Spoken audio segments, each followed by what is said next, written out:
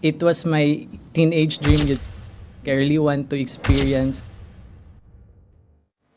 Being one of the eldest group, Yes, was sir. there any pressure or advantage? Ako lang gina-enjoy ang moment, sir. Like, it's my first time manggod siya, sir. Sa ako, sir, as someone nga na ay fear sa public speaking, katong elementary ko nga ako yung mga experience ito, sir, nga nakapa-phobia sa ako, sir. Ang ako yung learn, sir, is to believe yourself. Katong nag-burden, sir, like, grabe, kada ko kayo siyang tabang sa ako, like, na-shape dito ako, sir. Pinakaganahan ako sa pageantry na experience na learn. Character development. So, it's my inner teenage dream din nga maka-join pageant. Grabe ka fulfilling. Like, katong pag uman lang galing kita screening sa gamba, come back to opportunity, itawagan ko, dayon. Karon sir, murag something like, evolve siya sir, ang akong thinking. I'm joining like to have impact sa, especially sa mga youth sa Iligan sir.